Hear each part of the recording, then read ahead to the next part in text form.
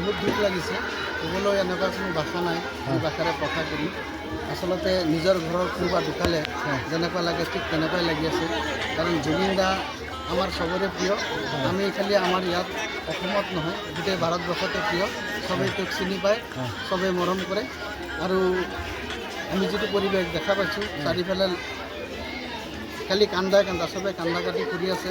আমাৰ স্কুলত যেতিয়া আমি শ্ৰদ্ধাঞ্জলি জ্ঞাপন কৰিম বুলি আমি আয়োজন কৰিছোঁ তেতিয়া আমাৰ ল'ৰা ছোৱালী দেখা পাইছোঁ ক্লাছ নৱমমান দশমমান শ্ৰেণীৰ ল'ৰা ছোৱালীয়ে স্কুলত আহি কান্দা কাটা কৰি আছে টিচাৰসকল এইফালে কান্দা কাটা কৰি আছে সঁচাকৈ বহুত বেয়া লাগিছে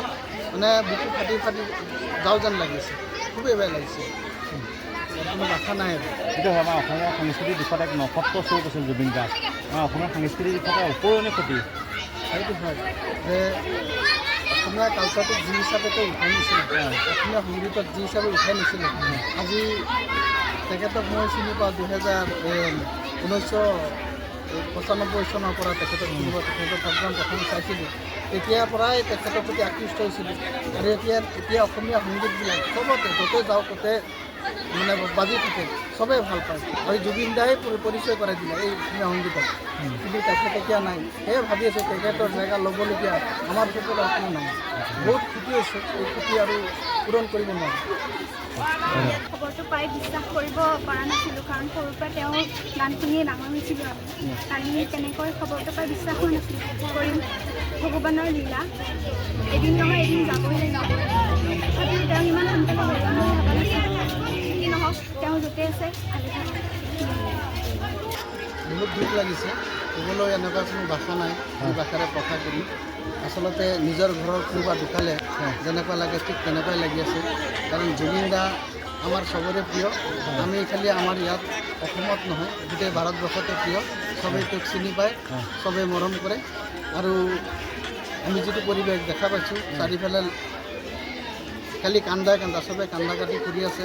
আমাৰ স্কুলত যেতিয়া আমি শ্ৰদ্ধাঞ্জলি জ্ঞাপন কৰিম বুলি আমি আয়োজন কৰিছোঁ তেতিয়া আমাৰ ল'ৰা ছোৱালী দেখা পাইছোঁ ক্লাছ নৱমমান দশমমান শ্ৰেণীৰ ল'ৰা ছোৱালীয়ে স্কুলত আহি কান্দা কাটা কৰি আছে টিচাৰসকল এইফালে কান্দা কাটা কৰি আছে সঁচাকৈ বহুত বেয়া লাগিছে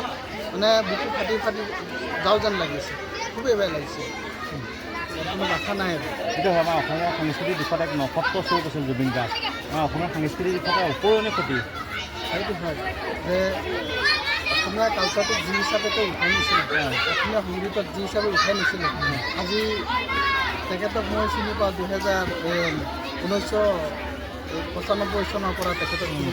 প্ৰগ্ৰাম প্ৰথম চাইছিলোঁ তেতিয়াৰ পৰাই তেখেতৰ প্ৰতি আকৃষ্ট হৈছিলোঁ আৰু এতিয়া অসমীয়া সংগীতবিলাক চবতে য'তে যাওঁ ত'তে মানে বাজি থাকে চবেই ভাল পায় আৰু জুবিন দাই পৰিচয় কৰাই দিলে এই অসমীয়া সংগীতক কিন্তু তেখেত এতিয়া নাই সেয়ে ভাবি আছোঁ তেখেতৰ জেগা ল'বলগীয়া আমাৰ ক্ষেত্ৰত কোনো নাই বহুত ক্ষতি হৈছে এই ক্ষতি আৰু পূৰণ কৰিব নোৱাৰে খবৰটো পাই বিশ্বাস কৰিব পৰা নাছিলোঁ কাৰণ সৰুৰ পৰা তেওঁ গান শুনিয়ে ডাঙৰ হৈছিলোঁ কালি তেনেকৈ খবৰটো পাই বিশ্বাস হোৱা নাছিলোঁ কৰিম ভগৱানৰ লীলা এদিন নহয় এদিন যাবই লাগিব তথাপিও তেওঁ ইমান সোনকালে ভগৱান ভবা নাছিলোঁ কি নহওক তেওঁ য'তে আছে ভালে থাকে